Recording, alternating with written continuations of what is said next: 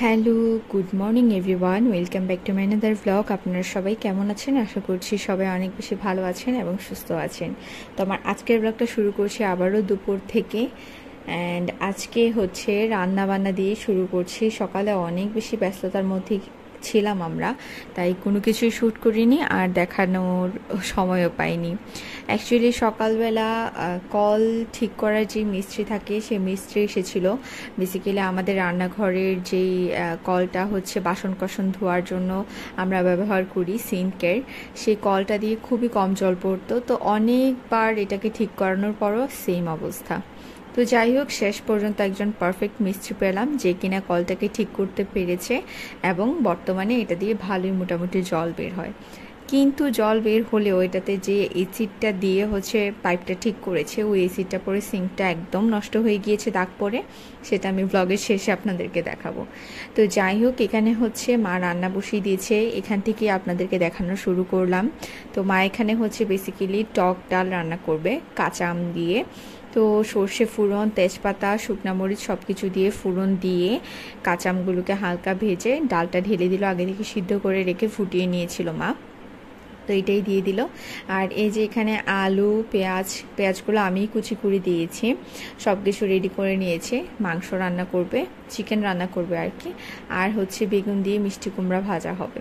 So একেবারে simple, যেহেতু আজকে সময় খুবই কম হাতে আমাদের, তো কম সময়ের মধ্যে যা করা যায় সেটাই হচ্ছে আয়োজন করা হয়েছে।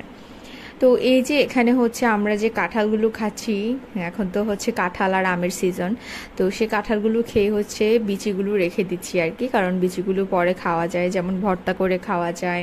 তারপর সিলেটের একটা ট্রেডিশনাল খাওয়া আছে দরো, শুটকি দিয়ে তেল ছাড়া রান্না করে, ওইটাতে দিলেও বেশ ভালো লাগে খেতে, সবজির মধ্যেও দেওয়া হয়। তো এরকমই আর কি এখানে সব কাঁঠালের বিচিগুলো জমানো হচ্ছে। আর এখানে হচ্ছে কাঁঠালও কিছু ছিল, দেখতেই পেয়েছেন। আর এগুলো হচ্ছে রান্নাঘরের মানি প্ল্যান্ট, দেখেন কত সুন্দর ছড়িয়েছে, খুব সুন্দর লাগছিল দেখতে। যদিও এগুলোর যত্ন মাই নেয়, আমি জাস্ট আমাদের বেডরুমেরগুলোর যত্ন নিই বা বাইরে যেগুলো সাজানো হয়েছে সেগুলোর যত্নই নিই। তো এই যে তারপর এখানে হচ্ছে কড়াইতে মা বেগুনগুলো দিয়ে নিয়েছে, যেহেতু মিষ্টি কুমড়া ভাজি হতে খুব কম সময় লাগে এবং কম সময়ে এগুলো হয়ে যায়, কিন্তু তুলনামূলক বেগুনটা হতে একটু সময় লাগে, সেজন্য মা আগে বেগুনগুলো দিয়ে ভাজা করে নিচ্ছে আর পরে হচ্ছে মিষ্টি কুমড়াগুলো দেবে।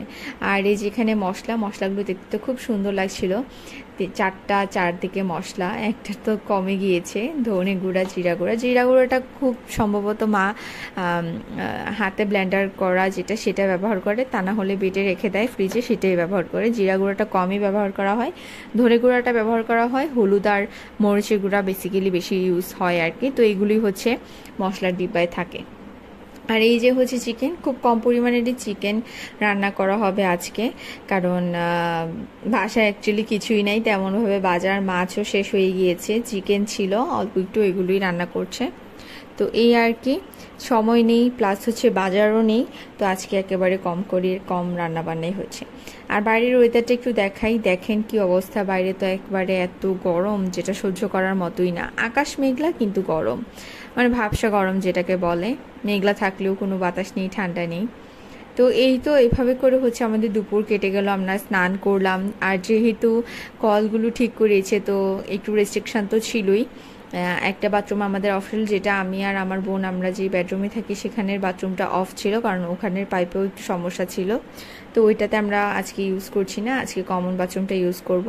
আর এই যে তারপর হচ্ছে অনেক দিন থেকে আমাদের রুমের সব কিছু ক্লিন করব ভেবে হচ্ছে করা হচ্ছিল না, তো আমি ভাবলাম আজকে একটু ক্লিন করে নিই, যেহেতু সব কিছু ধরতেই হয়েছিল কাজে। তো সব কিছু ক্লিন করে নিলে দেখা যাবে যে একটু আরাম লাগবে, শান্তি লাগবে, সেরকমই আর কি। আজকে ফার্নিচারগুলো মুছে, সব ধুলাবালু মুছে ক্লিন করলাম। তারপর গাছগুলোতে অনেক ধুলাবালু জমে গিয়েছিল, সবগুলো গাছ টাছও ক্লিন করব। এই যে গাছগুলো, এগুলোকে বেসিক্যালি আমি বাথরুমে নিয়ে চলে যাই, তারপর একেবারে গাছগুলো রাখার পাত্র সহ সবগুলোকে খুব ভালো করে ধুয়ে টুয়ে ক্লিন করি, তাহলে কোনো ধুলাবালু থাকে না, একেবারে সুন্দরভাবে ক্লিন হয়ে যায়। আর আজকে একটু রিডেকোর করবো বা রিঅ্যারেঞ্জ করব, মানে অনেক দিন ধরে একভাবে সাজাচ্ছি, প্রায় বছর খানেক হবে, তাই ভাবলাম একটু অন্যরকম করে দিই, তাহলে ভালো লাগবে, একঘেয়েমি লাগবে না। আর এই যে দেখেন বাইরের ওয়েদার মেঘলা, কিন্তু কোনো বৃষ্টি নেই। আমাদের হচ্ছে আজকে সারাদিনে এসি চলছে, এত গরম লাগছে আমাদের বাসার ভিতরে। তো এই হচ্ছে অবস্থা। আর এখানে হচ্ছে মা চিকেনও বসিয়ে দিয়েছে, এবার চিকেনটাকেও কষিয়ে নিচ্ছে। মা হচ্ছে এখান দিয়ে রান্নাবান্না করে নিচ্ছে, আর ওখান দিয়ে হচ্ছে আমি আর পাপা মিলে সব কিছু ক্লিনিং করে নিচ্ছি। সাত্বিকা ত্রিফকে রাখছে, কারণ ত্রিফ তো এত বেশি দুষ্টামি করে যেটা বলার মতো না। ত্রিফ হচ্ছে এইমাত্র গুছালাম যেটা, সেই জিনিসটা আবার ধরে ছুঁড়ে ফেলে দেয়। তো বাচ্চা থাকলে এমনই হয়, এক কাজ 1000 বার করতে হয়। তো যাই হোক, এখানে ভালো করে চিকেনটা মা কষিয়ে নিচ্ছে, তারপর হচ্ছে ঝোল দিয়ে দিবে। আর এখান দিয়ে হচ্ছে আমি সব ক্লিন টিন করে এবার রুমটাও ঝাড়ু দিয়ে নিচ্ছি। আমি ঝাড়ু দেওয়ার পর পাপা আবার মুছে নিবে। তো এইভাবেই বেসিক্যালি কাজ করি। আর আমরা যখন ছোট ছিলাম সব সময় মা আর পাপা মিলেই সব ঘরের কাজ করতো। তো এখনও স্টিল আমাদেরকে করতে দেয় না। তো যাই হোক, তারপরও করি, স্পেশালি আমি তো করি। সাত্বিকা যতটুকু পারে করে, তেমন একটা এক্সপার্ট নাও কাজে। তো যাই হোক, এখানে আমি ঘরটা ঝাড়ু দিয়ে নিচ্ছি। আর তারপর ট্রিবের মামপটটাও ক্লিন করে এখানে পানি রেখে এনে রেখে দিলাম, যখন ও চাইবে তখনই খেতে পারবে। আর এই যে এগুলো ক্লিন করে গাছগুলোকে ধুয়ে এবার রিঅ্যারেঞ্জ করলাম। একটু গাছটাকে এই সাইডে নিয়ে আসলাম। এখানে হচ্ছে সব মূর্তিগুলোকে রাখলাম। এখানে হনুমানজি আছে, বুদ্ধাজি আছে, তারপর সরস্বতী মা আছে।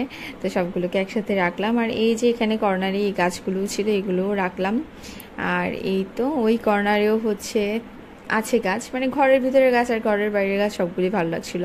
তো যেহেতু সব কিছু মিলিয়ে অনেক বেশি ব্যস্ততার মধ্যে কাটিয়েছি, তো আমার স্নান করতে করতে, ট্রিপকে খাইয়ে ঘুম পাড়িয়ে অন্যান্য কাজ টাজ করে স্নান করতে করতে একেবারে সন্ধ্যা, যেমনটা দেখতেই পাচ্ছেন জানালার বাইরে সব অন্ধকার হয়ে গিয়েছে সন্ধ্যার পর। তো সন্ধ্যা হয়ে গিয়েছিল আমার স্নান টান করতে করতে। আর তারপর হচ্ছে চা বসিয়ে দিয়েছিলাম ওখান দিয়ে। আমি যেহেতু আমি লাইভ করিনি আজকে, ব্লগও আপলোড করিনি, তো ভাবলাম চা করে চা খেতে খেতে লাইভটা করে নেব। আর এই যে একটা টিকটিকিটা বেসিক্যালি আমি ভিডিও করছিলাম আমার ছেলেকে দেখানোর জন্য, কারণ ও দেখলে হচ্ছে একটু একটু এই টিকটিকিটাকে ভয় পায়, মানে দূর থেকে ভয় পায় না। তো ভাবলাম যে ভিডিও করে রাখি, ওকে স্ক্রিনে যখন দেখাবো মোবাইলের, ও হয়তো ভয় পাবে, কিন্তু পরে ভয় পাইনি। আর যেহেতু ভিডিও করছি সেজন্য আপনাদের সাথে একটু শেয়ার করে নিলাম। আর এই যে এখানে হচ্ছে চা বসিয়ে দিয়ে আমি আগে ধূপও দেখিয়ে নিচ্ছি। মা হচ্ছে আজকে সারাদিন কাজ করে টায়ার্ড লাগছে, সেজন্য মাকে বললাম যে ঠিক আছে তাহলে আমি ধূপটা দেখিয়ে দিই।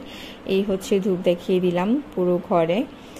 আর এই তো তো যাই হোক, এখানে চাও হয়ে গিয়েছে, আমি লাইভেও একটু পরে বসে গিয়েছিলাম। আর এখান দিয়ে হচ্ছে আমার মাও রেডি হয়ে যাচ্ছে, কারণ মা হচ্ছে কাকিমণির বাসায় যাবে। তো অনেকদিন ধরেই কাকিমণি যেতে বলছিল, কাকিমণির মা খুব অসুস্থ, ডক্টর দেখিয়েছে। তো মা বলছিল যে যাবে, দেখে আসবে কি অবস্থা তাদের। তো এই করে করে হচ্ছে আমাদের নিজেদেরও ব্যস্ততা থাকে, তো মা যেতে পারে না সময় করে।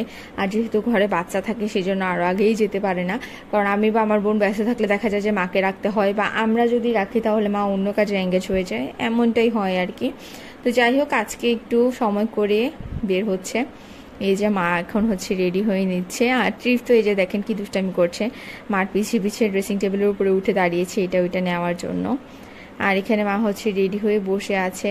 আর ট্রিপ বুঝে গিয়েছে মা হচ্ছে বের হবে এখন, তো হচ্ছে পিছনে পিছনে ঘুরঘুর করছেও, ভাবছে ওকেও নিয়ে যাবে। তো যাই হোক, ওর চোখে ধুলাবালি যা আছে সব কিছু দিয়ে চোখ ফাঁকি দিয়ে মা বেরিয়ে গিয়েছিল পরে, কারণ ওকে আমি হচ্ছে দিতে চাই না এভাবে, কারণ আমি আমার বোন মিলেও ওকে হচ্ছে কন্ট্রোল করতে পারি না, সে জায়গায় মা তো একা পারবেই না। আর ও খুবই দুষ্ট বাচ্চা। আর আসলে সাবধানতার তো কোনো শেষ সীমানা নেই, সাবধান থাকলে আসলে কোনো ক্ষতি নেই। অনেক ধরনের দুর্ঘটনার কবলেই বাচ্চারা পড়ে, যেই নিউজগুলো পড়ি বা ফেসবুকে দেখি, ওগুলো দেখলে খুব খারাপ লাগে। তো যতটুকু সম্ভব হাইয়েস্ট সাবধানতা অবলম্বন করি, বিশেষ করে বাচ্চাদের ক্ষেত্রে কোনো রকমের কম্প্রোমাইজ হবে না। তো মার সাথে সেজন্য ট্রিপকে দিইনি। আর এখানে হচ্ছে তারপর ট্রিপ আর ট্রিপের মিমি ওখানে বসে বসে মাসা দেখছিল, আর আমি হচ্ছে পড়ছিলাম। তো এই তো পড়বো কি, এখানে হচ্ছে আবার চলে এসেছে ও, এসে হচ্ছে আমার কলমটা টেনে নিয়ে যাচ্ছে বই খাতার মধ্যে আঁকাবুকি করার জন্য। তো এই আর কি, পড়াশোনা আসলে খুবই কষ্ট করে করছি, মানে যেটা বলার মতো না। আসলে ছোট বাচ্চা, ওকে যত যাই বুঝে না কেন, ও তো আর এগুলোর ইম্পর্টেন্স বুঝে না যে মাকে আসলে এখন ডিস্টার্ব করা যাবে না। আর এতটুকু বাচ্চা কতই বা মাঠ থেকে দূরে থাকবে, তারপর যতটুকু দূরে থাকি সেটার জন্য আমি খুবই কৃতজ্ঞ। আর এই আর কি, কারণ 4 ঘন্টা এক্সাম দিই, তো ট্রিপ 4 ঘন্টা আমাকে ছাড়া থাকে, 4 ঘন্টার মধ্যে আবার আসা যাওয়াতে লেগে যায় ঘন্টাখানেক, 5 ঘন্টা। তো এটাই আমার জন্য অনেক। তারপরে যেদিন স্যারের বাসায় পড়তে যাই সেদিন আরও 2 ঘন্টা থাকে, বাইরে থাকি, বা এগুলো ছাড়াও অনেক কাজে যখন বের হই, সে যে আমাকে ছাড়া এতটুকু থাকে বা ডিস্টার্ব করে না, এটাই আমার জন্য অনেক বেশি। তো এই যে তারপর এখানে চাল ধুয়ে বসিয়ে দিলাম, যেহেতু মা বাসায় নেই তাই আমি ভাতটা বসিয়ে দিয়ে আবার পড়তে বসে গিয়েছিলাম। আর যেমনটা বলছিলাম আমাদের সিঙ্কটা একদম নষ্ট হয়ে গিয়েছে, আসলে এমনটাই হয়, মানে মিস্ত্রিরা একটু বেশি পাকামি করে আর কি। ওরা যদি আগে বলতো যে এখানে কোনো একটা বালতি টালতি দিতে তাহলে হয়তো এরকম হতো না। আর যেমনটা দেখাচ্ছিলাম প্রথমে একটু একটু পানি, তখন আগে এমন ধরনের একটু একটু করে পানি পড়তো, এখন বেশ অনেকটা ভালোই পানি পড়ে। সো খুবই ভালো লাগলো এটা দেখে। আর এই রাতের বেলা মা যদিও এখন আসেনি, কারণ মা যেদিন মা বের হয় না সচরাচর, বাট বের হলে অনেক লেট করে আসে। এই মার জন্য ওয়েট করে করে আমি তাকিয়ে আছি আর কি রাস্তা দিকে কখন আসবে। তো যাই হোক আমাদের ও আচ্ছা, যাই হোক আরেকটা জিনিস ভুলে গিয়েছি, এখানে সম্পাদি এই আমসত্ত্বগুলো মার কাছে দিয়ে দিয়েছে আর কি মা ব্যাক করার সময়। তো যাই হোক আমার আজকের ব্লগ এই পর্যন্তই ছিল। সবাই ভালো থাকবেন, সুস্থ থাকবেন, দেখা হচ্ছে নেক্সট ব্লগে। টিল দেন আমার পাশেই থাকবেন, সাবস্ক্রাইব করে দেবেন, না বেল আইকনে প্রেস করে দেবেন। টাটা।